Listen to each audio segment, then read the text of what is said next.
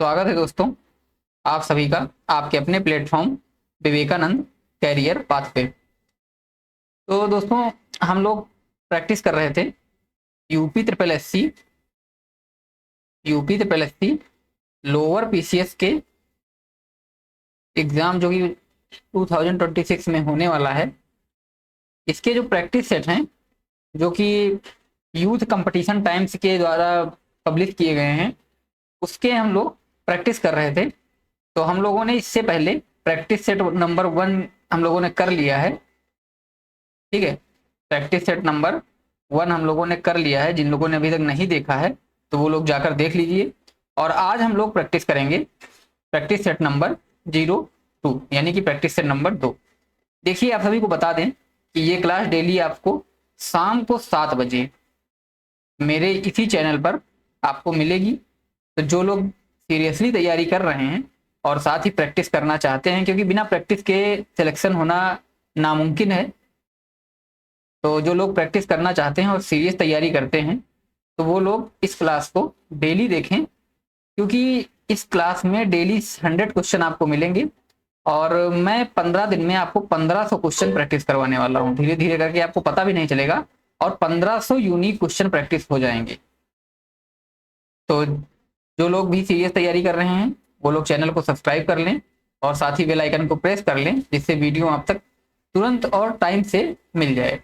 और साथ ही इस क्लास की जो पीडीएफ होगी वो आपको मेरे टेलीग्राम चैनल, जिसकी लिंक मैंने डिस्क्रिप्शन में दी है और उसका नाम है विवेकानंद कैरियर पाथ। ठीक है, तो इस चैनल से आपको उसकी इस क्लास की पीडीएफ मिल जाएगी। और साथ ही मैंने अपने चैनल पर डिजास्टर मैनेजमेंट, साइंस और टेक के बहुत ही बेहतरीन क्वेश्चन करवाए हैं, तो उसको आप लोग वहां से प्रैक्टिस कर सकते हैं। तो चलिए हम लोग क्वेश्चंस पर चलते हैं। तो जैसा कि पहला क्वेश्चन है, सूची 1 और सूची 2 का सुमेल कीजिए और सही उत्तर का चयन कीजिए। तो देखो इसमें क्या है, राखी गढ़ी, और इधर देखो इधर दिए हुए हैं जैसे हड़प्पा कालीन के स्थल, और ये वर्तमान में किस राज्य में है। ठीक है, तो राखी गढ़ी कहाँ पड़ता है? तो राखी गढ़ी पड़ता है हरियाणा में। धौलावीरा कहाँ पर है? तो धौलावीरा पड़ता है गुजरात में। और कालीबंगा राजस्थान में। और आलमगीरपुर उत्तर प्रदेश में। तो इसका आंसर क्या हो जाएगा? ए का सी हो जाएगा, यानी फर्स्ट में सी 2 में है, फिर सेकंड में ए हो जाएगा। तो सी ए दोनों में पड़ता है। देखो लास्ट का देख लेते हैं, फोर्थ। ठीक है, फोर्थ किस में है? डी जिसमें होगा, तो इसका आंसर होगा बी। अब आओ नेक्स्ट क्वेश्चन देखते हैं। क्वेश्चन क्या है कि अमीर खुसरो का आध्यात्मिक गुरु कौन था? बताओ इसका आंसर क्या होगा? तो देखिए इसका आंसर हो जाएगा बी, शेख निजामुद्दीन औलिया। ठीक, ये जो थे अमीर खुसरो के आध्यात्मिक गुरु थे। और कहा जाता है कि जब शेख जो अमीर खुसरो थे, जब इनको पता चला कि शेख निजामुद्दीन की मृत्यु हो गई है, ये नहीं रहे, तो उसी के मतलब कि खबर को सुनते ही इनकी भी मृत्यु हो गई। उसी के 1-2 दिन बाद या उसी दिन इनकी भी मृत्यु हो गई, अमीर खुसरो की भी। ठीक है, और अमीर खुसरो जो थे, इनको कहा जाता है कि जो अमीर सितार है, सितार के आविष्कारक इनको माना जाता है। और साथ ही ये ख्याल और तराना जैसे संगीत शैलियों के आविष्कारक हैं। ठीक, तो ये याद रखिएगा। नेक्स्ट क्वेश्चन है कि केसरी था, केसरी क्या था? एक सामाजिक सुधार निरत संगठन था, या मराठी संवाद पत्र था, या पंजाबी संवाद पत्र था, या हिंदी संवाद पत्र था, या इनमें से कोई नहीं?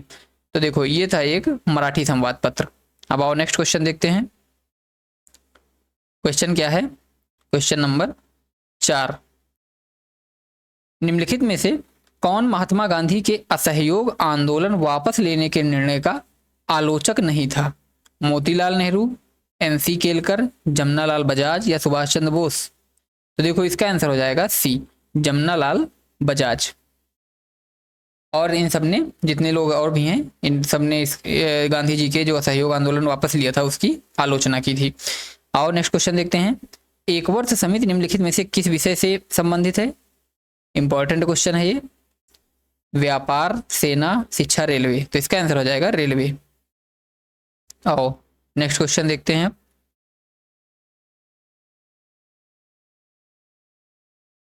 क्वेश्चन है, निम्नलिखित में से किसने भारतीय संविधान का अर्ध संघात्मक कहा है? यानी कि किसने भारत के संविधान को अर्ध संघात्मक कहा है, क्वासी फेडरल? किसने कहा है? केसी वेयर, या आइवर जेनिंग्स, या एलन ग्लेडहिल, या ग्रेनविल ऑस्टिन? बताओ इसका आंसर क्या होगा? तो देखिए इसका आंसर हो जाएगा ए, केसी वेयर। आओ नेक्स्ट क्वेश्चन देखते हैं। क्वेश्चन क्या है कि निम्नलिखित में से भारत के संविधान का कौन सा उपबंध राज्य पर पर्यावरण को संरक्षित और सुरक्षित करने का कर्तव्य आधारोपित करता है? आर्टिकल 50, आर्टिकल 40A, या आर्टिकल 45, या आर्टिकल 40? तो देखो इसका आंसर हो जाएगा B, article 48A। Next question देखते हैं।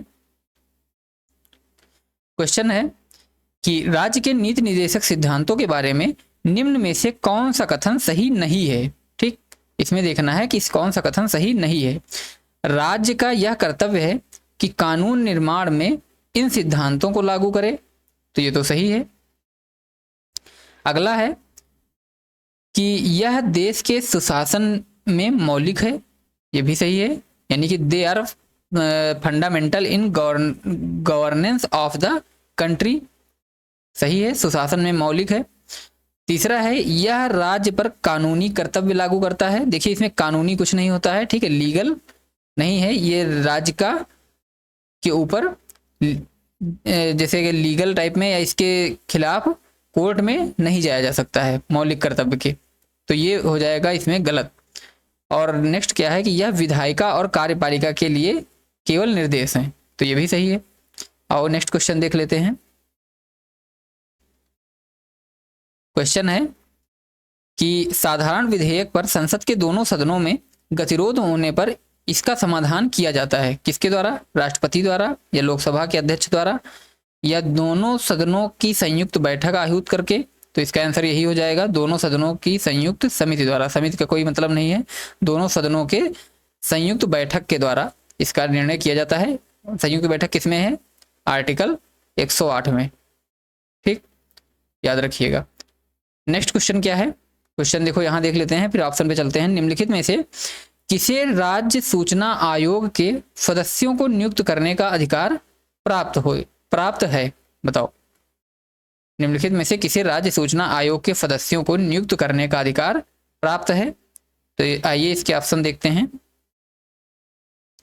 तो पहला ऑप्शन है भारत के राष्ट्रपति को, केंद्रीय मुख्य सूचना आयुक्त को, राज्य के मुख्यमंत्री को, या राज्य के राज्यपाल को? तो बताओ इसका आंसर क्या होगा?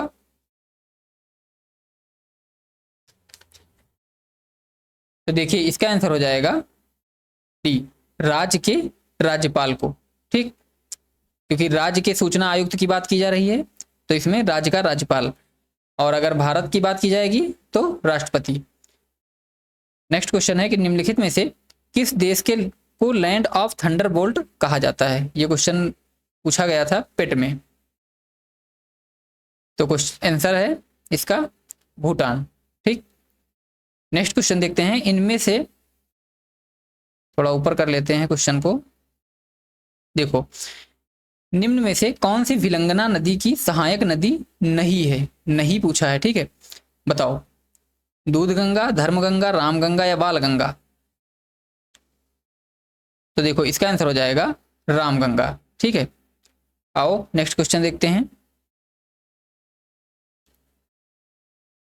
क्वेश्चन क्या है? सूची 1 को सूची 2 से मिलाना है। कोयला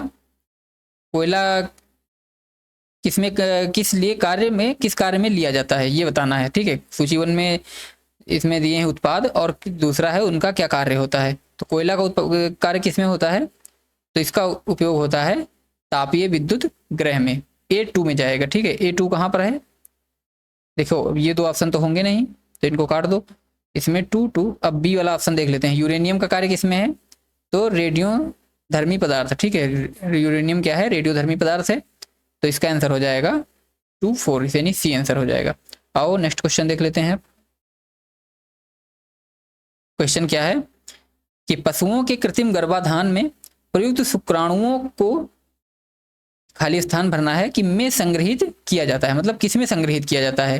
तरल नाइट्रोजन में, या शुष्क बर्फ में, या तरल ऑक्सीजन में, या तरल अमोनिया में। तो जो लोग गांव से होंगे उन्होंने देखा होगा कि जब पशुओं का गर्भाधान के लिए बुलाया जाता है डॉक्टर को, तो वो जो लेके आते हैं सीमेन जिसको कहते हैं, तो जब वो निकालते हैं अपने थर्मस से तो क्या होता है? उसमें धुआं धुआं टाइप में निकलता रहता है। तो बताओ वो क्या चीज़ होती है? वो किस में रख के लाते हैं? तो देखिए इसका आंसर हो जाएगा ए, वो क्या होती है?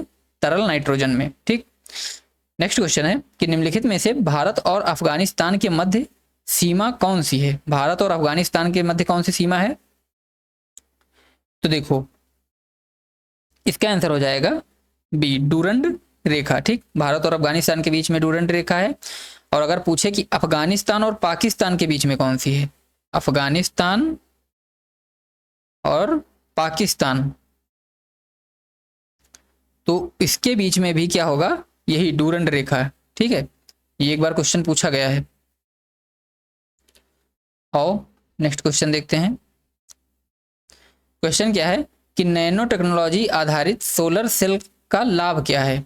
जो नैनो टेक्नोलॉजी पर सोलर सेल बनते हैं उनसे क्या लाभ होता है? कम लागत, या अधिक दक्षता, हल्का वजन, या उपरोक्त सभी। तो देखिए इसका आंसर हो जाएगा डी, उपरोक्त सभी। यानी कम लागत भी लगती है, अधिक दक्षता भी होती है, यानी ज़्यादा दिन तक चलते हैं, और लाइट वेट भी होते हैं। नेक्स्ट क्वेश्चन है कि निम्न में से कौन वायरस है?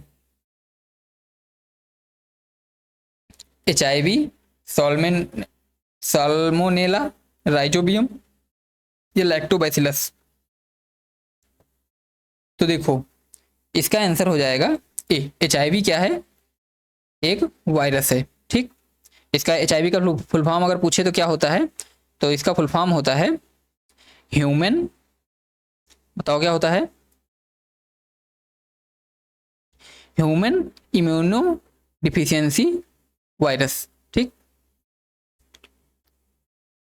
लिख लो, ह्यूमन इम्यूनो डिफिशियंसी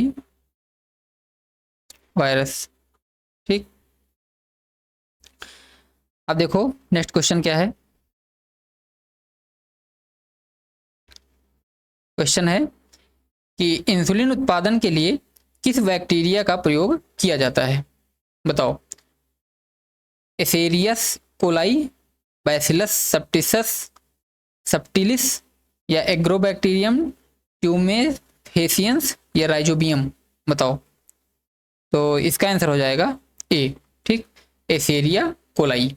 ध्यान रखिएगा, इंपॉर्टेंट क्वेश्चन है ये भी। नेक्स्ट क्वेश्चन है कि 4 भारतीय अंतरिक्ष प्रोग्रामों के कार्यान्वयन का सही कालानुक्रम बताना है इसमें, कि कौन सा पहले हुआ कौन सा बाद में हुआ। तो इसको आपको इसमें बताना है। तो देखो इसमें आंसर क्या हो जाएगा? पहले आंसर आप सभी को बता देते हैं। आंसर हो जाएगा ए। ठीक है, पहले कौन सा हुआ था? TERLS, दूसरा हुआ SIT, फिर हुआ STEMP, फिर APP यानी एप्पल। ठीक, तो जो TERLS है इसका फुल फॉर्म क्या होगा? तो इसका फुल फॉर्म हो जाएगा Thumba equatorial rocket launching station. ठीक, नोट करना चाहें तो नोट कर सकते हैं, क्या होगा? Thumba equatorial rocket launching station. Site का क्या हो जाएगा? तो साइट का हो जाएगा सैटेलाइट इंस्ट्रक्शंस टेलीविजन एक्सपेरिमेंट। ठीक, ई से क्या हो जाएगा? एक्सपेरिमेंट। ये कब हुआ था थुम्बा वाला? तो थुम्बा वाला हुआ था, ये पहले वाला हुआ था 1974 में, और ये साइट वाला हुआ था 1975 में। और जो इसका क्या फुल फॉर्म हो जाएगा? STEMP का, तो STEMP का हो जाएगा सैटेलाइट इंस्ट्रक्शन टेलीविजन, सॉरी ये तो हो जाएगा satellite instruction television experiment site का, और STEMP का हो जाएगा satellite telecommunication experiment project. ठीक, इसका हो जाएगा। और एप्पल का होगा, एप्पल का क्या होगा, तो देखिए एप्पल का हो जाएगा एरियन पैसेंजर पेलोड एक्सपेरिमेंट। ठीक, तो ये सब हो जाएंगे इसके फुल फॉर्म। अगर चाहें तो याद कर सकते हैं, बाकी कोई इतना इंपॉर्टेंट नहीं है, ये पूछा नहीं जाएगा, मैंने बता दिया ऐसे ही। और नेक्स्ट क्वेश्चन देखते हैं क्या है। सितंबर 2012 के अंत में भारत ने सफलतापूर्वक अपने सर्वाधिक भार वाले संचार उपग्रह का प्रक्षेपण किया, जिसका नाम क्या था? बताओ इसका आंसर क्या होगा। तो देखिए इसका आंसर हो जाएगा GSAT-10। नेक्स्ट क्वेश्चन देखते हैं। भारतीय अर्थव्यवस्था के संदर्भ में निम्नलिखित कथनों पर विचार कीजिए। पिछले दशक में वास्तविक इस सकल घरेलू उत्पाद की वृद्धि दर लगातार बढ़ती रही है। अगला है कि पिछले दशक में बाजार कीमतों पर रुपयों में सकल घरेलू उत्पाद लगातार बढ़ता रहा है। तो क्या पूछा है इसमें, ऑप्शन पर चलते हैं, पहले देखते हैं क्या है। निम्नलिखित कथनों में कौन सा सही है? ठीक, आपको सही बताना है। तो देखो इसमें आंसर क्या हो जाएगा, इसका आंसर हो जाएगा बी, यानी केवल 2 सही है। ठीक, यानी कि पहला ऑप्शन क्या था, देख लेते हैं एक बार फिर से इसको। पहला ऑप्शन इसका क्या है, एक सेकेंड देखो, पहला ऑप्शन है पिछले दशक में वास्तविक सकल घरेलू उत्पाद की वृद्धि दर लगातार बढ़ती जा रही है। तो ये गलत है, क्योंकि देखिए बढ़ती कहाँ जा रही है, जब जैसे नोटबंदी वगैरह हुई तब क्या हुआ, घट गई। या फिर जैसे अभी 1992 में जब मंदी आई थी तब भी घटी थी। ठीक है, तो लगातार बढ़ती जा रही है ये नहीं कह सकते हैं। ठीक है, लेकिन पिछले दशक में बाजार कीमतों पर रुपयों में सकल घरेलू उत्पाद लगातार बढ़ता है, तो ये सही हो जाएगा। ठीक, अब आओ नेक्स्ट क्वेश्चन देखते हैं क्या है कि राष्ट्रीय कृषि नीति 2000 में निम्नलिखित में से भूमि सुधार के किस उपाय पर जोर दिया गया था? जोतों की चकबंदी, सहकारी खेती, काश्तकार व्यवस्था में सुधार, या अतिरेक भूमि का वितरण। तो इसका आंसर हो जाएगा ए, जोतों की चकबंदी। ठीक, अब और नेक्स्ट क्वेश्चन देखते हैं, क्वेश्चन नंबर 23 क्या कहता है कि निम्नलिखित में से कौन सा औद्योगिक विकास और विदेशी व्यापार का लाभ है? बढ़ी हुई प्रतिस्पर्धा, माल की उपलब्धता में कमी, आर्थिक विकास में कमी, या उच्च बेरोजगारी दर। क्या पूछा है कि निम्नलिखित में से कौन सा औद्योगिक विकास और विदेशी व्यापार का लाभ है? तो देखो इसका आंसर हो जाएगा ए, बढ़ी हुई प्रतिस्पर्धा। नेक्स्ट क्वेश्चन है क्या है, देखिए खुले बाजार की कार्यवाहियां समाहित होती हैं साख नियंत्रण की गुणात्मक विधियों में, साख नियंत्रण की परिणात्मक विधियों में, राजकोषीय नीति नियंत्रण में, या श्रम नीति नियंत्रण में। तो इसका आंसर हो जाएगा बी, साख नियंत्रण की परिमाणात्मक विधियों में। नेक्स्ट क्वेश्चन है, पूरा क्वेश्चन देख लेते हैं क्या है कि वैश्वीकरण के संबंध में निम्नलिखित कथनों में कौन एक सही नहीं है? इसमें जो सही नहीं है, गलत है, उसके बारे में बताना है। तो पहला है कि इसने भारतीय उद्योगपतियों को विदेशी निवेश प्राप्त करने के लिए उत्साहित किया है। तो बताओ ये सही है कि गलत है? तो देखिए ये बात बिल्कुल सही है। इसने शिखर के उद्योगपतियों का विदेश में बड़े प्रतिष्ठानों को खरीदने के लिए अभिप्रेरित किया है। तो ये भी सही है। इसने विदेशी कंपनियों को भारतीय कंपनियों को खरीदने के लिए लालायित किया है। तो ये भी सही है।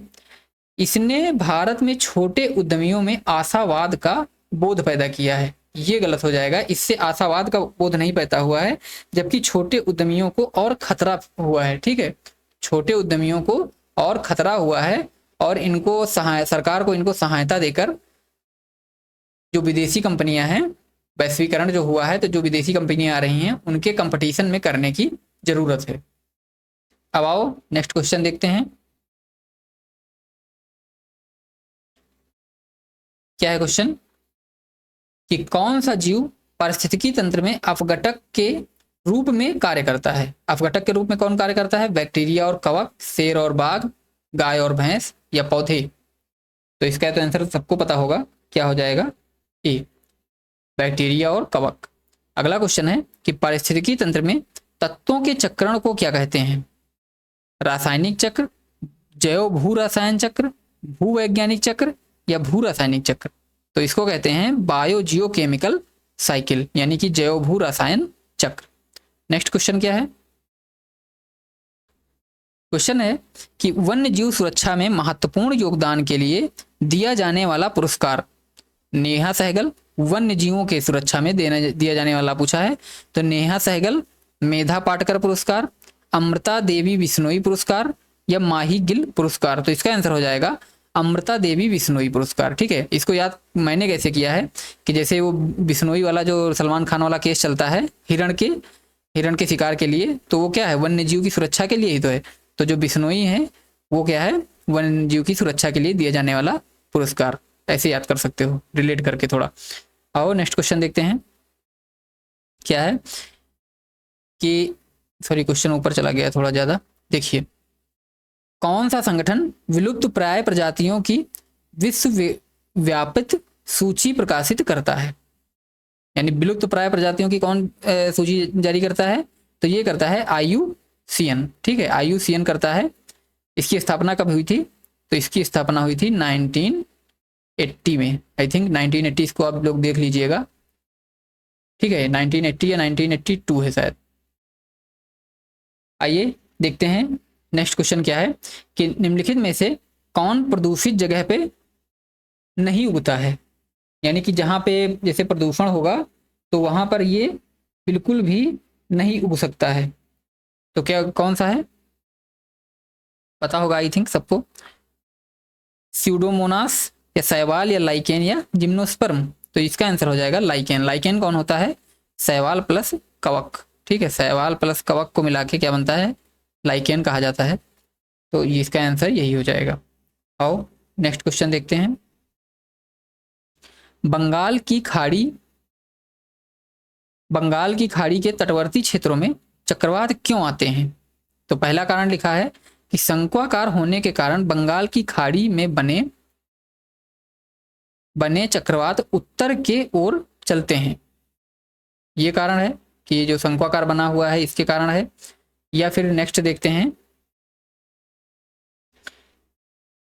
क्या है कि बंगाल की खाड़ी में अधिक गर्मी के कारण या लाल सागर की लवणता के कारण। तो ऐसा कोई कारण नहीं है। बंगाल खाड़ी में अधिक ठंडी वहां कहाँ हो जाएगी?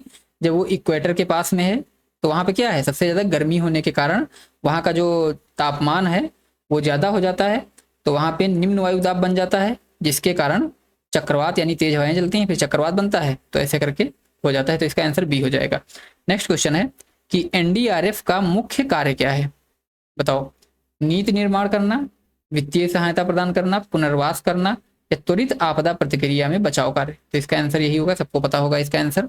मैंने डिजास्टर मैनेजमेंट के 5 क्लासें आप सभी को करवा दी हैं।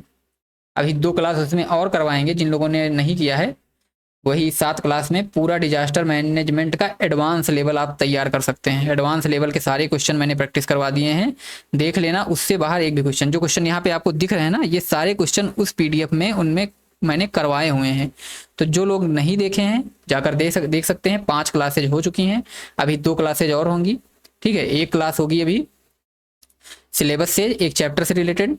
ठीक है, उसके बाद में 1 क्लास लेंगे हम 100 क्वेश्चन की मैनेजमेंट डिजास्टर में, जिसमें टोटल का फिर से एक बार रिवीजन करवाएंगे और जो क्वेश्चन छूट गए हैं थोड़े बहुत टॉपिक उनको सॉल्व करवाएंगे।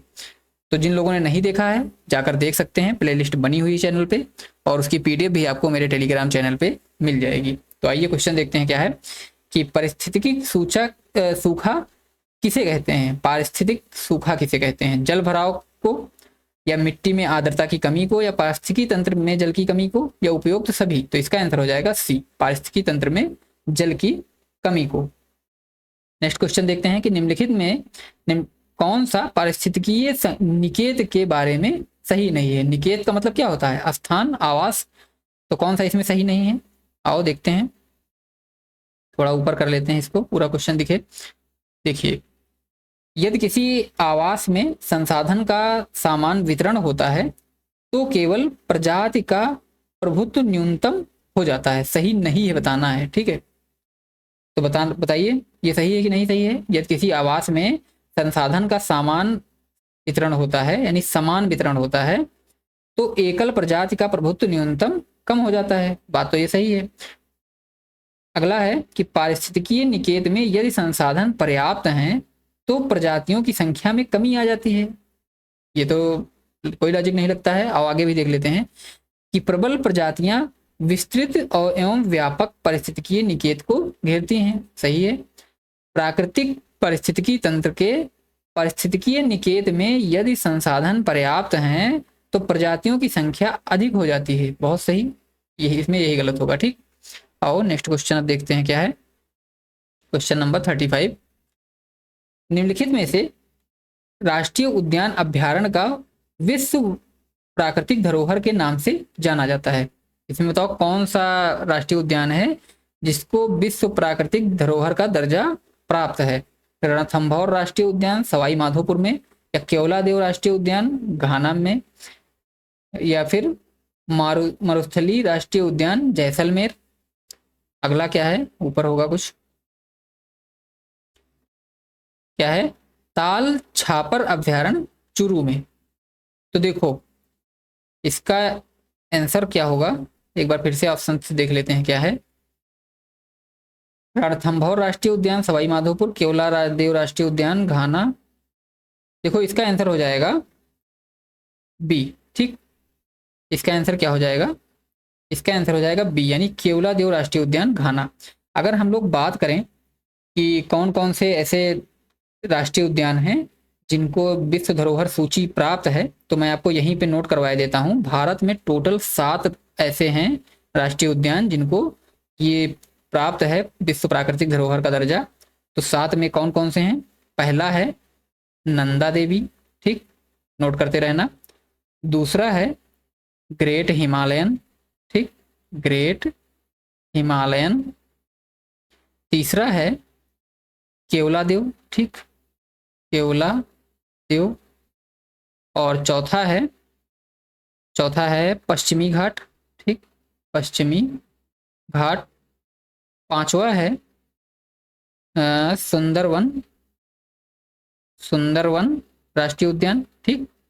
और छठा कौन सा हो जाएगा, मानस वन्यजीव अभ्यारण्य, ठीक, मानस वन्यजीव अभ्यारण्य। और 7वां कौन सा हो जाएगा, 7वां होगा काजीरंगा, ठीक, काजीरंगा राष्ट्रीय उद्यान, ठीक। तो ये सारे कौन से हैं जिनको विश्व प्राकृतिक धरोहर का दर्जा प्राप्त है, राष्ट्रीय उद्यान है। ये भारत में टोटल कितने हैं, 7। तो ये जिन लोगों को नहीं पता है नोट कर लीजिएगा।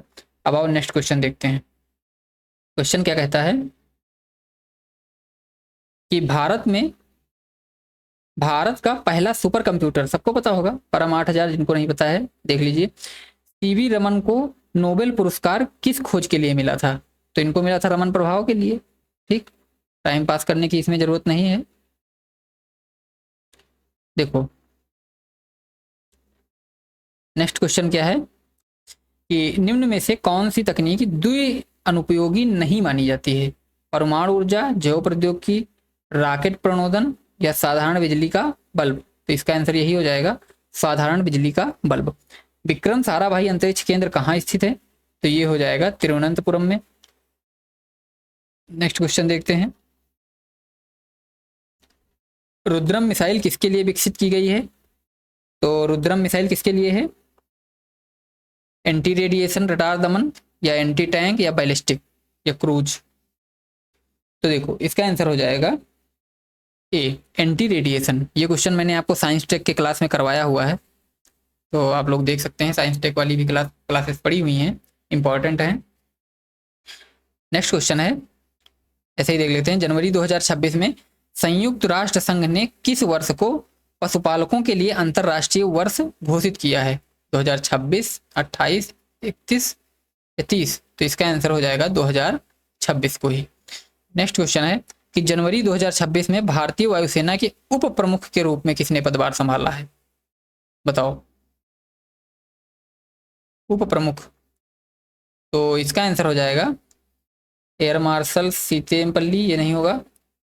एयर मार्शल नागेश कपूर, या एयर मार्शल रवि सिन्हा, या एयर मार्शल विवेक राम चौधरी। तो इसका आंसर हो जाएगा B, air marshal Nagesh Kapoor. Next question है कि जनवरी 2026 में कौन सा देश दुनिया का सबसे बड़ा चावल उत्पादक देश बना है? तो कौन बना है? भारत। इससे पहले कौन था? चाइना था। ठीक, चाइना को लेकिन भारत ने पिछाड़ दिया है। अब कौन हो गया? भारत। आओ नेक्स्ट देखते हैं, अपडेट है ये, याद रखिएगा। जनवरी 2026 में किस शहर को भारत का पहला झुग्गी मुक्त शहर बनाने की घोषणा की गई है? तो ये की गई है सूरत को। नेक्स्ट क्वेश्चन है कि जनवरी 2026 में देश के राष्ट्रपति द्रौपदी मुर्मू की जीवनी का अनावरण किया गया, इसके लेखक कौन है? तो इसके लेखक हैं यारा यारा लंगड़ा लक्ष्मी प्रसाद। ठीक, यही है। और नेक्स्ट क्वेश्चन देखते हैं, क्वेश्चन नंबर 46 से 50। देखिए ये मैथ है, इसको हम लोग करेंगे बाद में। ठीक, देखिए कल वाली भी मैथ हम लोगों ने नहीं की थी, कुछ क्वेश्चन मैंने करवाए थे, बाकी फिर लैपटॉप की बैटरी लो हो गई थी तो उस वजह से छोड़ना पड़ा था।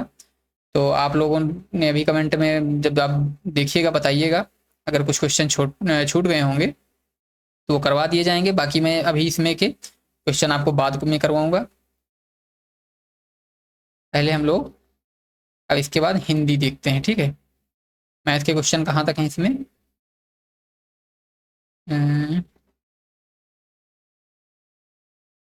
पुनः उपयोग दोहराया विकल्प यहाँ क्या है? यदि पूर्व, हाँ यहाँ से हिंदी के क्वेश्चन शुरू हो गए हैं, यहाँ से हम लोग करते हैं। मैथ का क्वेश्चन भी बाद में देखते हैं। यदि पूर्व पत्र के संदर्भ को दोबारा उद्धृत करते हुए पुनः उसी सूचना को दोहराया जाता है तो यह किस विकल्प में आएगा? मतलब कि एक बार किसी ने पत्र भेजा, किसी को आपने पत्र भेजा लेकिन उस पर कोई जानकारी नहीं आया या कोई आंसर नहीं आया, तो हम लोग क्या करेंगे कि जो दूसरा पत्र भेजते हैं उसमें जो पुराना पत्र है उसकी सूचना को दोहराया जाता है। मतलब उसमें बताया जाता है कि मैंने इससे पहले भी एक पत्र भेजा था, उसका भी कोई सोल्यूशन नहीं मिल पाया है, तो उस पत्र को क्या कहते हैं जो दोबारा भेजा जाता है? तो देखो उसको कहते हैं अनुस्मारक। ठीक है, स्वरों की संख्या कितनी है? तो ये हो जाएगी 11। 11 गलती से मत लगा दीजिएगा। ठीक, इसका आंसर हो जाएगा 11। अभीष्ट का सही संधि विग्रह क्या है? तो अभीष्ट का सही संधि विग्रह हो जाता है, ये हो जाएगा अभि प्लस ईस्ट। ठीक है, छोटी ई होगा, ये बात ध्यान रखिएगा, बड़ी ई वाली मत लगा देना। अभि प्लस ईस्ट नहीं होता है, अभि प्लस ईस्ट इष्ट होता है। ठीक, नेक्स्ट क्वेश्चन है कि करपट का तद्भव रूप क्या होगा? तो करपट का तद्भव रूप होता है कपड़ा। वर्तनी की दृष्टि से शुद्ध शब्द का चयन कीजिए, बताओ इसमें कौन सा सही होगा?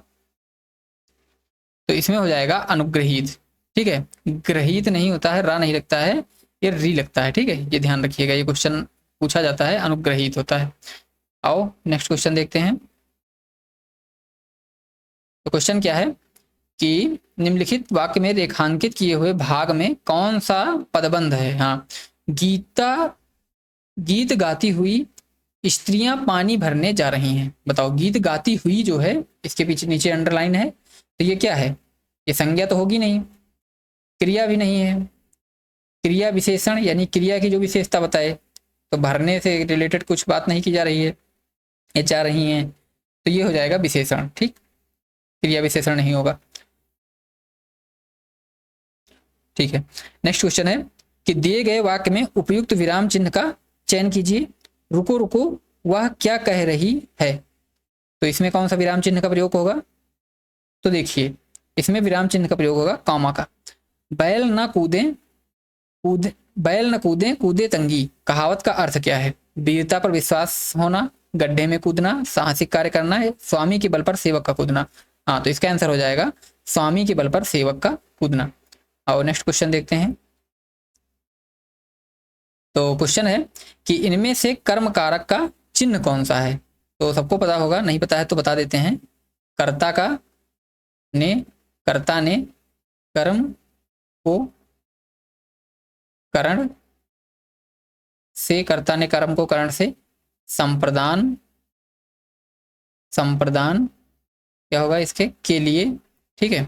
कर्ता ने कर्म को करण से संप्रदान के लिए अपादान से अलग होने के विषय में। अपादान क्या होता है?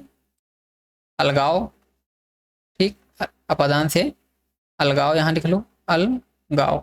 अपादान से अलग होने के विषय में संबंध, संबंध कारक क्या होता है? काकी के रारी रे, ठीक है। ये सब संबंध कारक में आते हैं। कर्ता ने कर्म को कारण से संप्रदान के लिए अपादान से अलग होने के विषय में संबंध काकी रे। फिर संबोधन में हे अरे करके आ जाता है, ठीक है। संबोधन में क्या आता है? हे अरे ऐसे करके जो एक्सक्लेमेटरी वाले सेंटेंस आते हैं, ठीक है, तो वो संबोधन में जाते हैं। तो इसमें क्या पूछा है? कर्म कारक का चिन्ह कौन सा है? तो कर्म का है को, डी लगा देंगे। चिरंतन का सही विलोम क्या होगा? चिरंतन का सही विलोम होगा नस्वर या अचर या अचिंतन या अचेतन। यानी चिरंतन का मतलब चिर, यानी कि बहुत काल तक जिसका अंत ना हो, तो उसको क्या बोलते हैं? चिरंतन, ठीक। तो इसका आंसर हो जाएगा नस्वर। चिरंतन का विलोम नस्वर होगा। अचिंतन या अचर कुछ नहीं है। नेक्स्ट क्वेश्चन है, कंप्यूटर से रिलेटेड है ये। क्या है कि कंप्यूटर में एक शब्द का आकार होता है, एक ही कंप्यूटर में भिन्न होता है। एक शब्द का आकार एक ही कंप्यूटर में भिन्न होता है, या हर मामले में निश्चित होता है, या एक कंप्यूटर में निश्चित है लेकिन विभिन्न कंप्यूटरों में भिन्न होता है। तो इसका आंसर यही हो जाएगा, एक कंप्यूटर में निश्चित लेकिन विभिन्न कंप्यूटरों में भिन्न हो जाता है, ठीक है। 66 का डी। आओ अब नेक्स्ट क्वेश्चन देखते हैं क्या है। तो क्वेश्चन है कि माइक्रो प्रोसेसर की गति को के रूप में जाना जाता है?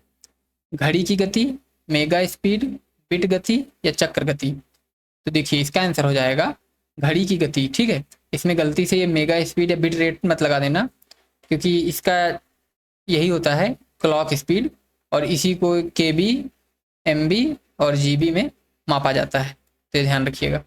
नेक्स्ट का क्वेश्चन है कि एआई कंप्यूटिंग पर ध्यान केंद्रित करता है और पारंपरिक कंप्यूटिंग और पर ध्यान केंद्रित करता है। इसमें खाली स्थान भरना है।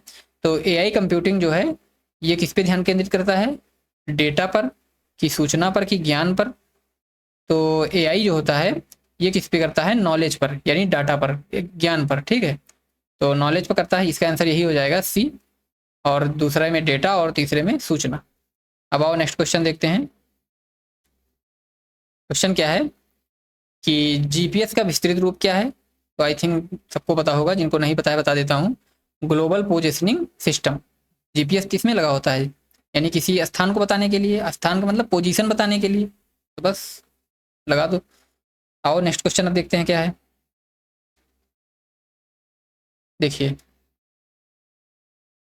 क्वेश्चन है कि अत्यंत बड़े डेटा सेट जो विश्लेषण किए जाने पर उपयोगी जानकारी प्रकट कर सकते हैं और पैटर्न कहे जाते हैं।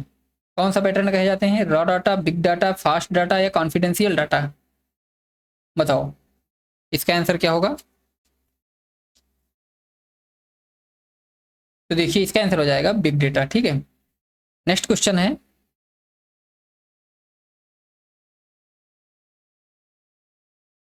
क्या है क्वेश्चन कि निम्नलिखित में से कौन कंप्यूटर प्रोग्रामिंग में बाइनरी लॉजिक और अरिथमेटिक के प्रवर्तक हैं? बताओ बाइनरी लॉजिक और अरिथमेटिक के प्रवर्तक किसको माना जाता है? क्लाउड सैनन को, नॉर्म चॉम्स्की को, लेस्ली लामपोर्ट को या जैन बेकस को? तो इसका आंसर हो जाएगा क्लाउड सैनन को। नेक्स्ट क्वेश्चन है कि एसएसडी का फुल फॉर्म क्या होता है? तो इसका होता है सॉलिड स्टेट ड्राइव, ठीक। आओ नेक्स्ट क्वेश्चन देखते हैं।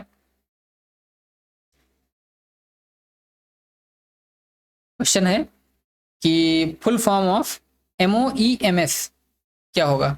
एमओईएमएस का पूर्ण रूप micro optic electronic media source या micro opto electro mechanical system या मेगा। देखिए इसका आंसर बी हो जाएगा माइक्रो ऑप्टो। मेगा होगा नहीं होगा, माइक्रो होगा। इसमें ऑप्टिक है, ऑप्टिक नहीं होगा, ऑप्टो होगा, ठीक। तो इसका आंसर बी होगा। नेक्स्ट क्वेश्चन है क्या है कि निम्नलिखित में से कौन सा एमएस वर्ड 2017 में ऐड मेनू मान्य मेनू आइटम नहीं है? क्वेश्चन क्या है एक बार मैं देख लेता हूँ अच्छे से, थोड़ा कट गया है इसमें। 74 नंबर क्वेश्चन कहता है कि निम्नलिखित में से कौन सा MS वर्ड 2026 में एक मान्य मेनू आइटम नहीं है।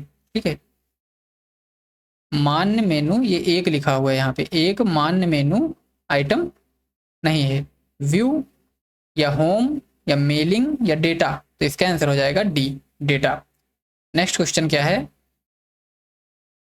75 नंबर। तो क्वेश्चन है कि पूर्व निर्धारित मानों के साथ स्वचालित रूप से फॉर्म, ठीक है, ये फॉर्म लिखा है, फॉर्म आदि भरने वाली सुविधा को कहा जाता है, क्या कहा जाता है? तो स्वचालित रूप से यानी ऑटो, तो क्या हो जाएगा ऑटो फिल। निम्नलिखित में से कौन सा फॉन्ट सेंसेरिफ है, बताओ। तो जो लोग कंप्यूटर यूज कर रहे होंगे सबको पता होगा कि फॉन्ट में कौन कौन सी आती हैं। तो एरियल ब्लैक, ठीक है, एक फॉन्ट है, फॉन्ट का नाम है एरियल ब्लैक, और एरियल करके कई फॉन्ट्स हैं जिनका नाम एरियल से स्टार्ट होता है, तो इसमें एरियल हो जाएगा। ठीक, और ये सब कुछ नहीं है। नेक्स्ट क्या है क्वेश्चन कि निम्नलिखित में से किस विकल्प द्वारा विंडो को दो भागों में बांटा जा सकता है। तो फॉर्मेट से विंडो में जाके, या विंडो फिर स्प्लिट, सॉरी डेवलपर फिर विंडो फिर स्प्लिट, या व्यू विंडो स्प्लिट, या पेज लेआउट स्प्लिट, बताओ।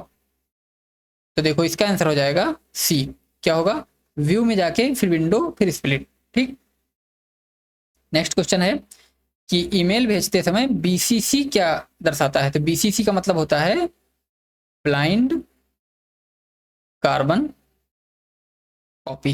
ठीक, blind carbon copy, blind common copy, blind complete copy, blind communication, blind carbon copy. ठीक, तो इसका आंसर यही हो जाएगा। 79 नंबर क्वेश्चन क्या कहता है कि निम्नलिखित में से कौन सा ऑपरेटिंग सिस्टम नॉन इंटरेक्टिव है। Multitasking operating system, multi user operating system, batch processing operating system, या मल्टी प्रोग्रामिंग ऑपरेटिंग सिस्टम। तो देखो इसका हो जाएगा बैच प्रोसेसिंग ऑपरेटिंग सिस्टम, 79 का सी हो जाएगा। नेक्स्ट क्वेश्चन क्या है, आइए देखते हैं। तो देखिए क्वेश्चन है कि कंप्यूटर के बारे में निम्नलिखित में से कौन सा कथन सही है। सही पूछा है, तो केवल कंप्यूटर केवल सॉफ्टवेयर से बना होता है, ऐसा कुछ नहीं है, हार्डवेयर होता है। कंप्यूटर स्वयं सारी जानकारी स्थापित कर सकता है, स्वयं कुछ नहीं कर सकता है कंप्यूटर। कंप्यूटर केवल हार्डवेयर से बना होता है, केवल वाले तो क्वेश्चन बिल्कुल ऑप्शन गलत होंगे। यह एक इलेक्ट्रॉनिक उपकरण है जो डेटा को संग्रहित पुनः प्राप्त और संसाधित करता है, यही आंसर इसका सही हो जाएगा। ठीक है, आइए देखिए कुछ क्वेश्चन के आंसर तो ऑप्शन से बड़े आराम से निकल आते हैं, अगर आप लोग थोड़ा भी दिमाग लगा के करेंगे तो। क्वेश्चन देख के भागना नहीं है, क्वेश्चन को देखना है कि हाँ इसमें कोई ना कोई क्लू होता है हर क्वेश्चन में। देखो नेक्स्ट क्वेश्चन है कि बनारस हिंदू विश्वविद्यालय किस वर्ष स्थापित किया गया था। तो ये किया गया था 1960 में, 1916 में, 1902, 1910, 1915, 1921, इसमें कोई भी नहीं है, तो इसका आंसर हो जाएगा नन ऑफ दीज, 1916 में स्थापित किया गया था। निम्न में से किसे उत्तर प्रदेश में मंदिरों का शहर कहा जाता है। सीधा पता होगा, वाराणसी को मंदिरों का शहर कहा जाता है। आओ नेक्स्ट क्वेश्चन देखते हैं, वन लाइनर है ये सब यूपी के। ऋषि मनु के अनुसार पुरानी पवित्र नदियों सरस्वती और द्विद्वती के बीच भूभाग के नाम से जाना जाता है। ये क्वेश्चन बढ़िया क्वेश्चन है, इंपॉर्टेंट है कि पवित्र नदियों, ऋषि मनु के अनुसार पुरानी पवित्र नदियों सरस्वती और द्विदशी के बीच भूभाग को क्या नाम से जाना जाता है। तो इसको जाना जाता है, इंद्रप्रस्थ तो जाना नहीं जाएगा, तक्षशिला भी नहीं, वर्णाव्रत भी नहीं, ब्रह्मव्रत। ठीक है, नेक्स्ट क्वेश्चन है कि सारनाथ जो अशोक स्तंभ के लिए प्रसिद्ध है, वाराणसी से 10 किलोमीटर उत्तर पूर्व में किन दो नदियों के संगम पर स्थित है। बेतवा और चंबल, गंगा और सोन। ठीक है, बेतवा, चंबल, गंगा, सोन याद रखिएगा। ऊपर के ऑप्शन देख लेते हैं क्या है। गंगा वरुणा, यही इसका आंसर हो जाएगा, गंगा और वरुणा, यमुना काली नहीं हो सकता। नेक्स्ट क्वेश्चन है कि रानी लक्ष्मीबाई वीरता का जश्न मनाते हुए प्रसिद्ध कविता झांसी की रानी की रचना किसने की थी। तो इसकी रचना की थी सुभद्रा कुमारी चौहान जी ने। आइए नेक्स्ट क्वेश्चन देख लेते हैं। क्वेश्चन है कि भारत सरकार और उत्तर प्रदेश सरकार मनरेगा निधि में अपने अंशों को कहाँ स्थानांतरित करती है? बताओ, आप लोग इसका आंसर बताओ क्या होगा।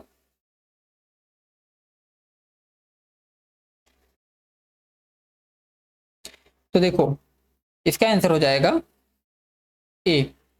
कहाँ करती है?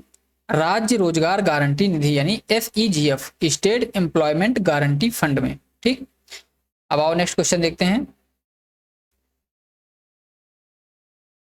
क्वेश्चन है कि उत्तर प्रदेश के बहराइच जिले के बारे में निम्नलिखित कथनों पर विचार करें। क्या कथन है? थोड़ा और ऊपर कर लेते हैं क्योंकि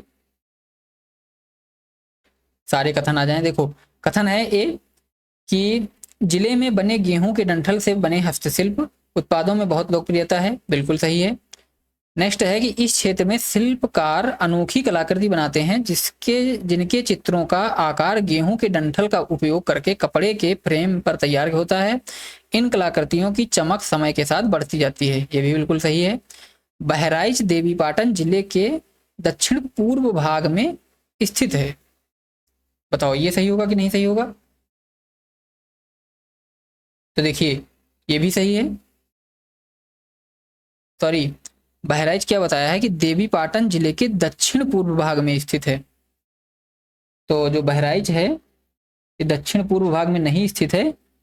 इसका आंसर हो जाएगा कथन ए और बी दोनों सही है, यानी सी सही होगा। ठीक है, ए और बी तो सही होंगे, सी सही नहीं होगा, क्योंकि बहराइच जो है ये देवीपाटन मंडल के उत्तर पूर्व में है। उत्तर पूर्व, ठीक, दक्षिण पूर्व नहीं, उत्तर पूर्व होगा। आओ नेक्स्ट क्वेश्चन क्या है। देखिए, क्वेश्चन है कि प्रसिद्ध हस्तियों और उत्तर प्रदेश में उनके जन्मस्थान के निम्नलिखित में से कौन सी जोड़ी गलत है? ठीक, ध्यान रखिएगा। पंडित रविशंकर प्रसाद वाराणसी, बिल्कुल सही है। नवाजुद्दीन सिद्दीकी मुजफ्फरनगर, ये भी सही है। फिराक गोरखपुरी, फेमस ही है, पता होगा। मुजफ्फर अली प्रयागराज, तो ये तीन सही है, तो यही गलत होगा, क्योंकि मुजफ्फर अली जो हैं ये प्रयागराज से नहीं है, ये हैं लखनऊ से। ठीक, प्रयागराज से नहीं है, लखनऊ से हैं। आइए नेक्स्ट क्वेश्चन देख लेते हैं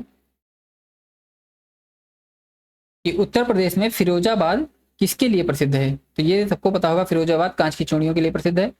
नेक्स्ट क्वेश्चन क्या है? क्वेश्चन है, पूरा ऊपर कर लेते हैं। देखो, कि निम्नलिखित में से कौन सा युग्म सही सुमेलित नहीं है? सही सुमेलित नहीं है ये बताना है। कोयला कहाँ होता है? सोनभद्र, ये सही है। बालू पत्थर मिर्जापुर, ये भी सही है। सिलिका बालू प्रयागराज, ये भी सही है। यूरेनियम झांसी नहीं होगा, यूरेनियम होगा कहाँ पर? ललितपुर। ठीक, यूरेनियम कहाँ होता है? ललितपुर। तो इसका आंसर यही होगा डी। ठीक, नेक्स्ट क्वेश्चन है कि निम्नलिखित में से उत्तर प्रदेश का सबसे बड़ा रेलवे स्टेशन कौन सा है? तो सबसे बड़ा रेलवे स्टेशन कौन सा है? गोरखपुर। ठीक, ये भारत का भी सबसे बड़ा रेलवे स्टेशन था, लेकिन अब कौन हो गया है? हुगली। ध्यान रखिएगा, अब ये दूसरे नंबर पर है। नेक्स्ट क्वेश्चन क्या होगा, आइए देखते हैं। क्वेश्चन है कि निम्नलिखित में से कौन सा कृषि विश्वविद्यालय उत्तर प्रदेश में नहीं है? तो नहीं है किसमें? बांदा कृषि विश्वविद्यालय, ये तो होगा ही क्योंकि बांदा उत्तर प्रदेश में ही है। सरदार वल्लभ भाई पटेल कृषि विश्वविद्यालय, ये कहाँ पर है? ये मेरठ में है आई थिंक। ठीक है। GB पंत कृषि विश्वविद्यालय, ये नहीं है, ये क्योंकि पंतनगर में है। पंतनगर कहाँ पड़ता है? उत्तराखंड, यही इसका आंसर होगा। रानी लक्ष्मीबाई केंद्रीय कृषि विश्वविद्यालय, ये भी उत्तर प्रदेश में ही है, तो इसका आंसर हो जाएगा सी। आइए नेक्स्ट क्वेश्चन देखते हैं। तो देखिए नेक्स्ट क्वेश्चन क्या है। क्वेश्चन है कि पंडित दीनदयाल उपाध्याय पशु चिकित्सक विश्वविद्यालय कहाँ पर है? तो पंडित दीनदयाल उपाध्याय पशु चिकित्सक विश्वविद्यालय कहाँ पर है? तो ये हो जाएगा, ऑप्शन क्या क्या है? फैजाबाद, वाराणसी, बरेली और झांसी।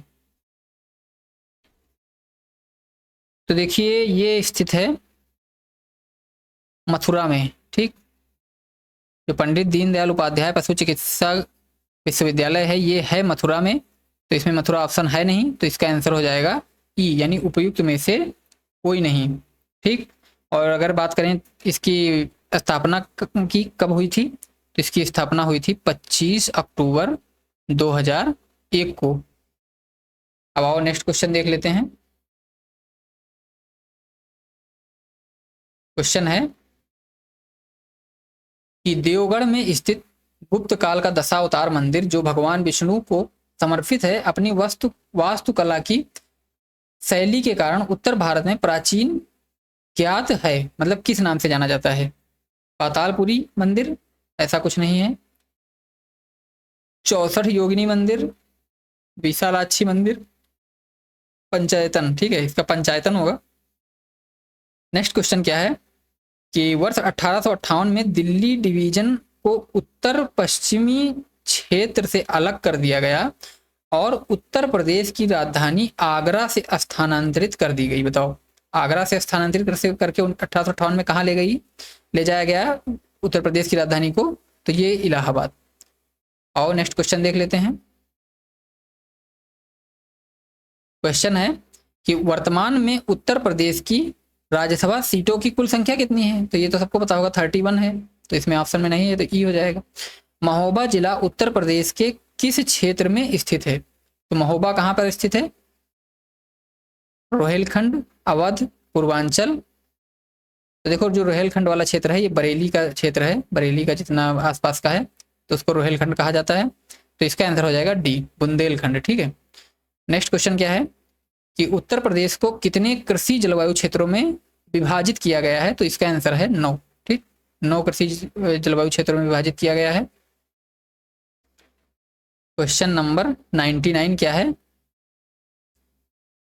ये देखते हैं कि निम्नलिखित में से कौन सा स्थान उत्तरी कोसल जनपद की राजधानी था? तो उत्तरी कोसल जनपद की राजधानी कौन सा था? कौशाम्बी, श्रावस्ती, अहिच्छत्र या काशी? तो इसका आंसर हो जाएगा बी।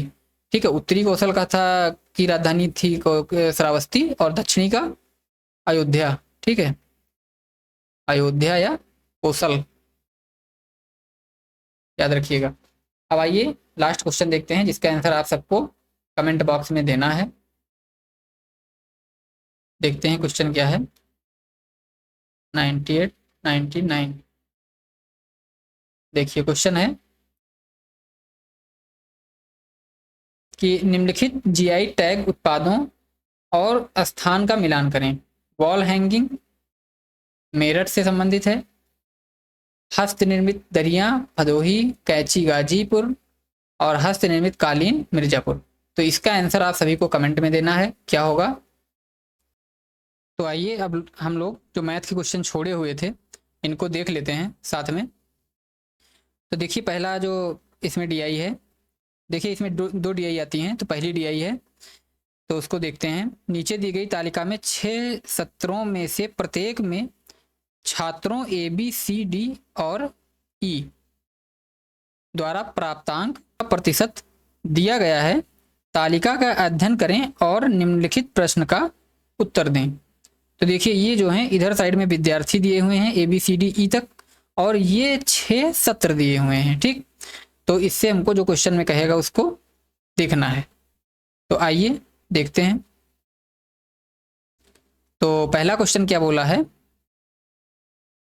कि इनमें से किस छात्र के पहले यानी फर्स्ट सत्र में प्राप्तांकों का प्रतिशत इसी सत्र में सभी छात्रों के प्राप्तांकों के औसत प्रतिशत का निकटतम है? तो हम लोगों को प्राप्त देखना है कि फर्स्ट सत्र में किस छात्र के प्राप्तांक का जो प्रतिशत है इसी सत्र में सभी छात्रों के जो प्राप्तांकों का औसत है उसका प्रतिशत के निकटतम है। तो औसत के निकटतम किसका है? तो आइए देखते हैं। हम लोग चलेंगे पहले यहाँ पे फर्स्ट सत्र देखते हैं। तो देखो, फर्स्ट सत्र में कितने हैं? 5 लोग हैं। अब इनका हम लोगों को औसत निकालना है। तो औसत कैसे निकालेंगे? तो इन लोगों को हम लोग जोड़ लेंगे। तो अगर जोड़ेंगे तो 5 4 9 9 18 2 20 4 24 के 4 आएगा। इसको यहाँ लिख लेते हैं, हाथ आएगा 2, फिर 5 5 10 10 और 1 इसमें जोड़ लेंगे, 10 5 15 5 20 7 27 1 28 29। ठीक है, 29 आया। और कितने लोग हैं औसत निकालने के लिए क्या करते हैं, जितने लोग होते हैं उससे भाग दिया जाता है। तो 1 2 3 4 5 लोग हैं, तो 5 से इसमें हम लोग भाग दे देंगे।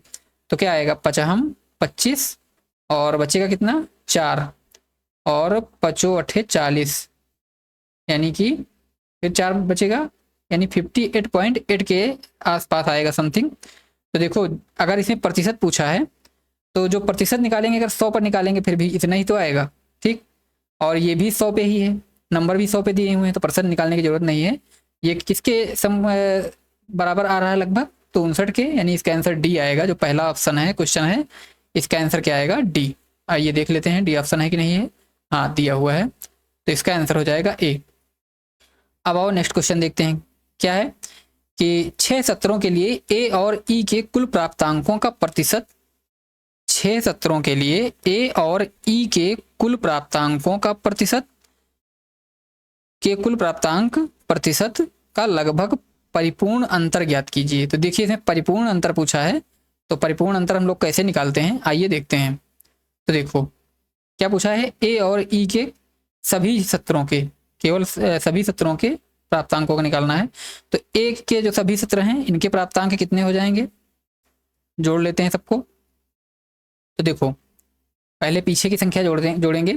तो 9 4 13 3 16 16 और 4 20 4 24 24 25 26 26 और 6 30, 3 आएगा हाथ। और इसमें क्या करेंगे, 7 7 14 7 1 21 7 चौक 28 7 25 35 7 6 42 1 43 और 44 45 46, ठीक। इसका आ जाएगा 460। ई का बताया था तो ई में भी जोड़ लेते हैं सबको। तो क्या हो जाएगा, 6 6 12 1 13 14 15 16 4 20 5 25 के 5, इसमें भी हाथ आएगा 2। और इसमें क्या हो जाएगा 6 7 6 13, पहले 7 7 वाले जोड़ लेते हैं। 7 7 14 7 7 14 6 20 20 और 8 28 28 2 30 30 6 36 36 और 36 और 4 कितना हो जाएगा 40 और 5 45 और 46 47, ठीक। तो 475 आ जाएगा टोटल इसमें, ठीक है। तो इन ये दोनों का टोटल आ गया, सभी सत्रों में इन्होंने टोटल कितना प्राप्त किया अंक। अब हम लोगों को निकालना है इसका परिपूर्ण अंतर, ठीक। तो परिपूर्ण अंतर कैसे निकाला जाता है आइए देखते हैं। तो परिपूर्ण अंतर निकालने के लिए करते क्या है कि जो ज्यादा होती है संख्या उससे कम वाली को पहले घटाते हैं। तो देखो यहाँ पर देख लेते हैं, तो ए का कितना है टोटल 460 और ई का कितना है, सॉरी ई का कितना है, तो ई का है 475।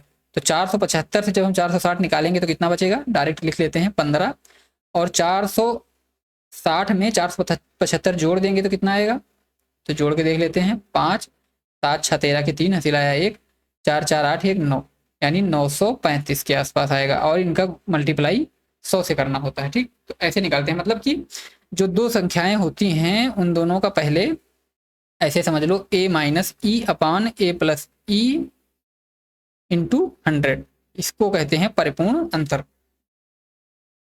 अब देखो इसका आंसर क्या आएगा। तो अगर हम लोग देखें तो ये 935 क्या है, 1000 के आसपास है, ठीक। पहले हम लोग ऑप्शन देख लेते हैं क्या है, याद रखिएगा कितना आया था 15/935 गुणे 100। इसको यहाँ पे डायरेक्ट ऊपर ही लिख लेंगे यहाँ पर, ठीक। क्या आया था यहीं पे लिख लेते हैं 15/935 गुणे 100। ऑप्शन देखो पहले, अगर करीब में है तो ऐसे नहीं सॉल्व करेंगे, अगर करीब में नहीं है तो आराम से सॉल्व कर सकते हैं अप्रॉक्सीमेशन लगा के, ठीक। तो देखिए इसमें हम लोग लगाएंगे क्या, अप्रॉक्सीमेशन। तो अप्रॉक्सीमेशन क्या लगाएंगे, देखो इसमें औसत का तो कुछ पूछा नहीं था, हाँ ठीक है। तो 462 आई थी, एक संख्या 462 आई थी और एक आई थी 475, सॉरी। तो 462 से जब हम लोग 475 घटाएंगे तो कितना आएगा, 12 से 5 जाएगा, 12 से 5 यानी सॉरी बड़ी संख्या से छोटी संख्या घटाना होता है ना, क्या गलती कर रहे हैं हम लोग, बड़ी संख्या से छोटी संख्या घटाना होता है। तो यहाँ पर आएगा देखो 13 आएगा, ठीक है। क्योंकि वहाँ पे 462 आएगा ए का योग, तो हम लोगों से थोड़ी कोई मिस्टेक हुई है। तो ये 13 बटे टोटल कितना आएगा, 937 आएगा। अब इंटू 100 करना है, तो जब हम लोग करेंगे तो कितना आ जाएगा इसके, 937 देखो 1300 हो जाएगा ये, 1300 बटे 937, तो एक बार तो जाएगा, ठीक है, तो 1 पॉइंट समथिंग आएगा, ठीक है, 1 पॉइंट समथिंग आएगा। तो परिपूर्ण अंतर क्या है, जब 1 पॉइंट आएगा तो 2% के आसपास आएगा, सीधा लगा सकते हैं, तो इसका आंसर आ जाएगा ये 48। देखो अप्रोक्सीमेशन से करोगे तो आसानी होगी करने में। अब यहाँ पे देखो क्या है कि क्वेश्चन वहाँ पे दिया है, आंसर यहाँ पे लगाना है, तो थोड़ा मिस्टेक हो जाती है, लेकिन जब सामने पेपर होगा तो आराम से लगा सकते हो क्वेश्चन को। अब देखो कौन सा क्वेश्चन है, क्वेश्चन नंबर 48। क्या क्वेश्चन पूछा है कि किस सत्र में सभी छात्रों द्वारा प्राप्तांकों के औसत पर विचार करते हुए उस सत्र के दौरान प्राप्तांकों के प्रतिशत में सर्वाधिक सुधार परिलक्षित होता है। ठीक है, तो इसमें सुधार निकालना है कि मतलब किस सत्र में सभी छात्रों द्वारा प्राप्तांकों के औसत पर विचार करते हुए, यानी पहले हम लोग सभी छात्रों का औसत निकालेंगे, फिर उसके बाद में क्या करेंगे, औसत प्राप्त करते हुए उस सत्र के दौरान प्राप्तांकों के प्रतिशत में सर्वाधिक सुधार परिलक्षित होता है। तो देखो पहले हम लोग क्या करेंगे, सबका औसत निकालेंगे, सभी सत्रों का, 6 सत्र का। तो उसके बाद में क्या करेंगे, औसत निकालने के बाद में फिर वहां से पता चलेगा कि सबसे ज़्यादा सुधार किसमें हुआ है। तो आइए देखते हैं। तो औसत तो वहीं निकालना पड़ेगा सबका अलग अलग। इसमें सबसे बड़ी प्रॉब्लम ये है कि जब ऊपर नीचे खिसकाने में जो लिखते हैं ख़त्म चला जाता है। तो देखो क्या है, इसका योग अभी हम लोग क्या निकाले थे, 462, ठीक है, याद रखो 462 बटे 5, ठीक। तो 462 बटे 5 अगर हम करेंगे तो इसमें क्या आएगा, तो आ जाएगा वही पाँचों 5, इसका कितना आया था 462, सॉरी इसमें सभी सत्रों का अलग अलग निकालना है। अभी 462 हम लोग इधर का निकाले थे, यानी ए का निकाले थे, ऐसा नहीं होगा, इसमें अलग अलग जोड़ना पड़ेगा। तो देखो इनको जोड़ो, 5 4 9, 5 4 9 9 18, 18 2 20, 4 24 के 4, हाथ आया 2, और यहाँ पे क्या हो जाएगा, 7 5 12, 12 4 16, 16 5 21, 21 और 6 27, 27 और 27 28 29, ठीक। 294 बटे 5 यानी 50 25 4, यहाँ पे हो जाएगा 25 और 4 5 अठे 40.5 यानी कि इसका आया कितना, हम लोग डायरेक्ट लिखेंगे, इसका आया 58.8, ठीक। पहले वाले का 58.8 आया, और दूसरे का हम लोग देखेंगे क्या आएगा, इसका 9 1 10, 10 3 13, 13 9 9 18, सीधे जोड़ो, 9 9 18, 1 19, 19 20 3 23, 9 9 18 1 19 20 22 हो जाएगा, 22 और 6 6 2 8 28 के 8, हासिल आया 2, 8 हासिल आया 2, और 7 5 12, 12 4 16, 16 5 21, 21 और 7 28, 28 29 30, 308 बटे 5, 5 6 का 30 और 5 1 कम 5, और बचेगा कितना 3, फिर 5 6 का 30 यानी 61.6 आएगा इसका, ठीक। इसको लिख लेंगे 61.6। तीसरे का क्या आएगा, जोड़ेंगे इसको, 8 3 11 11, सॉरी 8 8 16, 1 17, 17 3 20 के 0, ठीक है। इसको ऊपर वाला मिटा देते हैं, यहाँ पे जोड़ना घटाने वाला काम रहेगा। देखो यहाँ पे क्या आया था, पहला वाला, पहला आया था 58.8, दूसरा आया था 61.6, और तीसरा कितना निकाल रहे हैं हम लोग, 8 8 16, 16 1 17 3 20 के 0, हासिल आया 2, और 7 6 13, 13 और 5 5 10 23, 23 और 7 30, 30, और यहाँ पे कितना आया था 30 और 3 33, ठीक। और कितना बटे 5, 5 छक्का 30 और 5 छक्का 30 यानी 66, इसका आएगा सिर्फ 66, ठीक है। पर ये कुछ जोड़ने में दिक्कत हुई मुझे लगता है। 8 8 16 16 1 17 3 20 के जीरो, हासिल आया 2। अच्छा 2 आएगा यहाँ पे, 3 नहीं आएगा। तो यहाँ पे जोड़ेंगे तो कितना आएगा, 7 6 13, 13 और 10 23, 23 और 7 30, 30 2 32। ठीक है, यहाँ पे 320 आएगा। तो 5 छक्का 30 और 5 चौको 20। ठीक है, यहाँ पे आ जाएगा 64।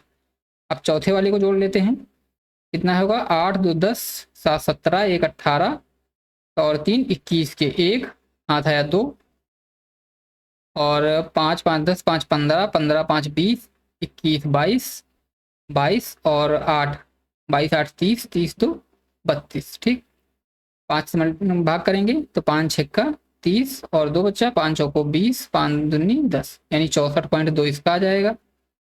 ठीक, और 4 तक निकाल लिए, पाँचवा 2 9 9 18, 2 20, 2 22। ठीक है, 22 के 2, हाथ आया 2 और यहाँ 7 7 14, 14 15 16 17 18 19 20 21 20, 5 25, 25 5 30, 3 33, 33 34 35। ठीक है, 35/5, 5 सत्ते 35 और 0.5 चौको 20, यानी 70.4 इसका ये आ जाएगा। ठीक, 70.4 और इसका कितना आ जाएगा, 9 6 6 9 6 15, 15 16 17, 17 3 20, 20 5 20 4 24, 24 6 30 के जीरो, हासिल आया 3। यहाँ 8 6 6 12, 12 8 20, 20 9 29, 31 4 34, 35 36 37, 370/5। तो इसका कितना आ जाएगा, 74। ठीक, इसका आ जाएगा 74। तो ये सारे इसके आ जाएंगे। अब देखेंगे इसमें सुधार किसमें सबसे ज़्यादा हुआ है। तो देखो पहले में 58.8 है, इसमें 61.6 है। क्वेश्चन यही तो पूछा था कि किसमें सबसे ज़्यादा सुधार हुआ है, तो सबसे सबसे ज़्यादा किसमें हुआ है, 71, इसमें 74, यानी लास्ट वाले में हुआ है, सिक्स्थ में। तो इसका आंसर क्या हो जाएगा,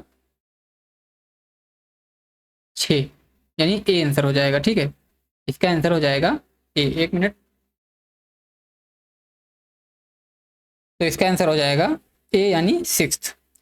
अगला है क्वेश्चन की 1 से 6 सत्र तक किस छात्र के सुधार का प्रतिशत अधिकतम रहा, यानी 1 से 6 सत्र तक किस छात्र के सुधार का प्रतिशत अधिकतम रहा। तो इसमें क्या करेंगे, सभी छात्रों का अलग अलग से प्रतिशत निकाल लेंगे। ठीक है, और जिसका सुधार अधिकतम रहा होगा वो आपको पता चल जाएगा। तो इसको ऐसे लगा सकते हो। ठीक है, इसमें टाइम ज़्यादा लगेगा, आप लोग खुद कर सकते हैं, पता हो गया होगा कि कैसे प्रतिशत निकालना है और ज्ञात करना है। अगला है कि फोर्थ सेमेस्टर यानी कि चौथे सत्र में का औसत कितना होगा। तो चौथे सत्र का औसत क्या होगा, तो आइए देखते हैं चौथे सत्र का औसत। देखिए चौथे सत्र का औसत अभी हम लोग निकाले भी थे, लेकिन फिर से एक बार देख लेते हैं। क्या आया था कि 8 2 10, 10 7 17, 17 1 18, 3 18 3 21 और फिर आया था 7 5 5 10, 5 15, 15 और 5 20, 2 22, 8 30, 30 और 2 32, यानी कि 5 छक्का 30, 5 चौको 20, 5 दूनी 10, यानी 64.2 आया था इसका आंसर। ठीक है, तो इसका आंसर हो जाएगा ये डी, 64.20। तो ये हो गई पहली डीआई। अब देखते हैं दूसरी डीआई। देखो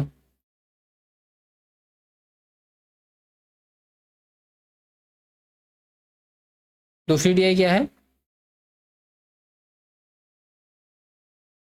इसमें पूछा है पहला क्वेश्चन कि निम्नलिखित में से किस वर्ष में कंपनी एक्स और वाई के उत्पादन के बीच का अंतर दिए गए वर्षों के न्यूनतम,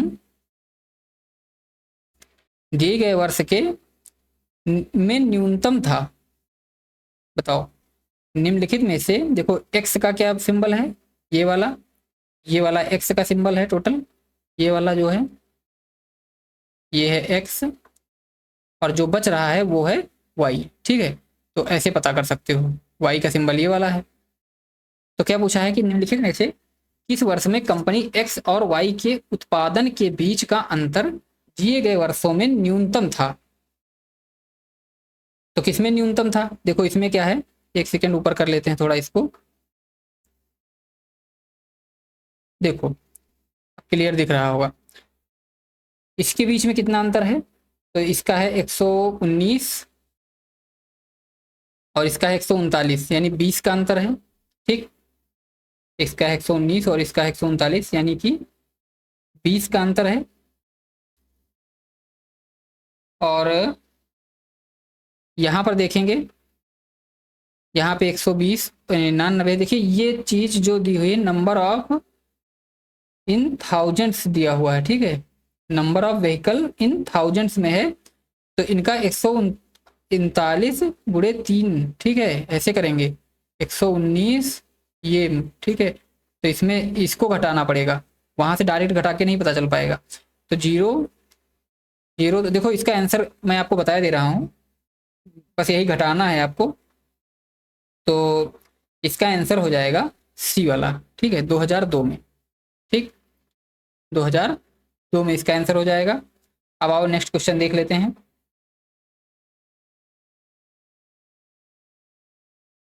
देखिए क्वेश्चन नंबर 52 क्या बोलता है कि 1997 से 2000 तक दोनों कंपनियों की कुल उत्पादन में क्या अंतर है।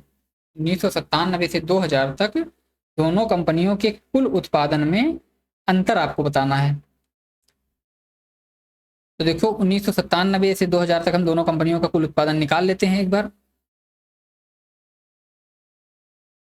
तो देखो 1997 कहाँ से स्टार्ट होता है, यहाँ से, और 2000 यहाँ तक। ठीक, तो पहले हम लोग निकालते हैं एक्स का। तो एक्स में क्या हो जाएगा, एक्स में पहले है 119, ठीक, प्लस 99 प्लस 141 प्लस 78, ठीक है। और इसका हम जो मल्टीप्लाई, अब देखो ये सब कितना है, 1000 में है, तो इसको 1000 से मल्टीप्लाई कर देंगे, तो ये कितने के बराबर आ जाएगा, 437,000। ठीक है, अब हम लोग क्या करेंगे, वाई का निकालेंगे। तो वाई का कितना है, 139 है पहला, दूसरा है 120, तीसरा है 100 और चौथा है 128। ठीक, तो अगर इसको हम लोग जोड़ेंगे फिर उसके बाद 100 से मल्टीप्लाई करेंगे 1000 से, तो कितना आ जाएगा, 487 और पीछे 1000। अब पूछा क्या है, पूछा है कि 1997 से 2000 तक दोनों कंपनियों की अंतर कितना है। ठीक है, अंतर पूछा है। तो अगर इनको 48 37 से हम लोग इसको घटाएंगे तो कितना आ जाएगा, 48 700 से हम इसको घटाएंगे 43 700 को, तो कितना आ जाएगा, 0000, 8 से 3 जाएगा 5 और 0। ठीक है, तो आ जाएगा 5000। देखिए 50,000। देखते हैं इसमें आंसर आया कि नहीं आया है। ठीक है, तो इसका आंसर हो जाएगा ए। और नेक्स्ट क्वेश्चन देखते हैं। तो नेक्स्ट क्वेश्चन है, देखिए अगर पीछे 1000 से मल्टीप्लाई नहीं करेंगे तो गलती हो जाएगी, फिर आंसर नहीं निकाल पाएंगे। ठीक है, तो मल्टीप्लाई करना जरूरी है। अगला क्वेश्चन है कि 1998 में कंपनी वाई का उत्पादन लगभग उसी वर्ष कंपनी एक्स के उत्पादन के लगभग प्रतिशत कितना प्रतिशत है। ठीक है, तो देखो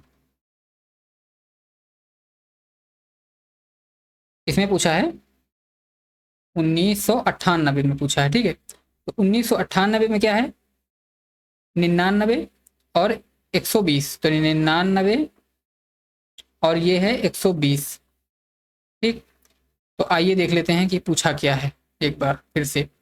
1998 कंपनी वाई का उत्पादन लगभग उसी वर्ष कंपनी एक्स के उत्पादन का लगभग कितना प्रतिशत है। तो कंपनी वाई का उत्पादन कितना है, कंपनी वाई का उत्पादन है 120 और एक्स का है 99। मान लो इसको 100 मान लो, अगर 100 मान लेंगे तो ये कितना आ जाएगा, ये वही 120 के आसपास आएगा, यानी कि कम है, 99 कम है, तो यानी कि 120 से थोड़ा ऊपर चला जाएगा, यानी 121 के आसपास। तो इसको ऐसे अप्रॉक्सीमेशन से कर सकते हैं आराम से। नेक्स्ट क्वेश्चन क्या है कि दिए गए वर्षों में कंपनी एक्स में निर्मित वाहनों की औसत संख्या कितनी है। तो कंपनी एक्स में निर्मित वाहनों की औसत संख्या निकालने के लिए हम लोग क्या करेंगे, देखिए बैटरी आज फिर लो हो रही है लैपटॉप की, तो मैं आपको बता देता हूँ कि दिए गए एक्स औसत निकालने के लिए सभी एक्स में जितने उत्पादन है सबको जोड़ लेना है, फिर जितनी संख्या है उससे आपको मल्टीप्लाई भाग दे देना है, यानी डिवाइड कर देना है, बस क्या हो जाएगा, औसत पता हो जाएगा। नेक्स्ट क्वेश्चन है कि दिए गए वर्ष में कंपनी वाई में निर्मित वाहनों की औसत संख्या, तो ऐसे इस वाई को लेकर कर लेंगे। ठीक है, तो ऐसे करके ये सारे क्वेश्चन आज के सॉल्व हो गए मैथ के भी। ठीक है, और अगर आप सभी को क्लास अच्छी लगी हो तो लाइक करिए, और साथ ही अगर आप लोग मुझसे और जुड़े रहना चाहते हैं और इस क्लास को और भी देखना चाहते हैं, क्योंकि मैं इसमें टोटल 15 सेट करवाऊंगा, तो अगर आप सभी सेट देखना चाहते हैं, 1500 क्वेश्चन प्रैक्टिस करना चाहते हैं मेरे साथ में, तो आप लोग मेरे चैनल को सब्सक्राइब कर सकते हैं। और साथ ही अगर आप डिटेल में वीडियोज देखना चाहते हैं जो चैप्टर वाइज सब्जेक्ट वाइज मैंने प्रैक्टिस करवाई हैं, तो उसमें मैंने डिजास्टर मैनेजमेंट, जो कि मैंने आपको पहले बता दिया है, और साथ ही साइंस टेक की बहुत ही अच्छी क्लासेज हैं, बहुत ही अच्छे क्वेश्चंस हैं, आपको कहीं नहीं मिलने वाले हैं साइंस और टेक के ऐसे क्वेश्चन।